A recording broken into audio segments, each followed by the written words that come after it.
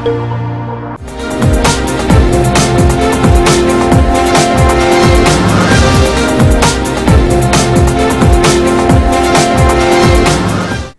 में लॉकडाउन है और लोग कोरोना महामारी के संकट से उबरने के लिए जद्दोजहद कर रहे हैं।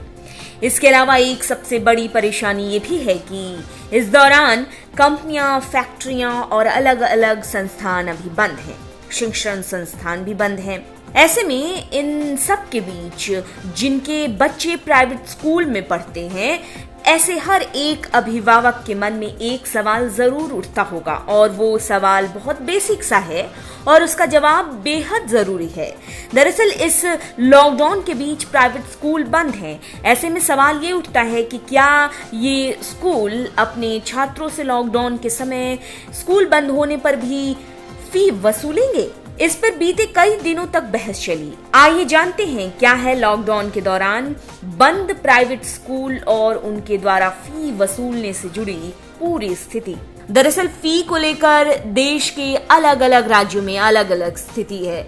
दिल्ली में अलग, हिमाचल में अलग, उत्तर प्रदेश में अलग, हरियाणा में अलग। कहीं अभिभावक स्कूल बंद होने पर भी फी देने को मजबूर हैं, तो कहीं अभिभावकों को राहत दी गई है। कुछ स्कूल तो खुद ही फी माफ कर रहे हैं, लेकिन कुछ स्कूल अपनी मनमानी पर उतर आए हैं और स्कूल बंद होने के बाद भी छात्रों के अभिभावकों से फी वसूल रहे हैं। हरियाणा सरकार की बात करें तो निजी स्कूल लॉकडाउन के अवधि के दौरान मासिक तौर पर अभिभावकों से सिर्फ ट्यूशन फी वसूल सकेंगे। शिक्षा निदेशालय ने स्कूल से बाकी के शुल्क स्थगित करने के निर्देश जारी किए थे। पिछले महीने अप्रैल में ही कहा गया कि ट्यूशन फीस इस दौरान बढ़ाया भी नहीं जा सकेगा और मासिक शुल्क के साथ कोई हिडन शुल्क नहीं वसूला जा सकता। राजधानी दिल्ली की बात करें तो राज्य के शिक्षा मंत्री मनीष सिसोदिया लॉकडाउन के वक्त फीस बढ़ाकर लेने वाले स्कूलों को चेताया है कि कई स्कूल मनमानी फीस ले रहे हैं और निजी स्कूलों को इतने नीचे स्तर तक नहीं गिरना चाहिए। उन्होंने कहा कि निजी हो या सरकारी स्कूल, फीस की बढ़ोतरी नहीं की जा सकेगी। सिसोदिया ने तो ये भी साफ किया था कि सिर्फ महीने की फीस ली जाएगी, बल्कि 3 महीने की फीस कोई भी स्कूल नहीं मांगेगा। जो ऑनलाइन एजुकेशन बच्चों को पढ़ाया जा रहा है वो सभी बच्चों को देनी होगी। कोई अभिभावक फी नहीं देता है, फिर भी उनके बच्चों को ऑनलाइन टीचिंग से नहीं हटा सकते। राज्य सरकारों के इन दिशा निर्देशों का कितना असर पड़ रहा है इन प्राइवेट स्कूलों पर, इसकी जमीनी हकीकत भी अलग ही है। दरअसल हिमाचल प्रदेश में लॉकडाउन के दौरान भी फी मांगे जाने पर निजी स्कूलों के खिलाफ कार्रवाई करने की बात कही गई।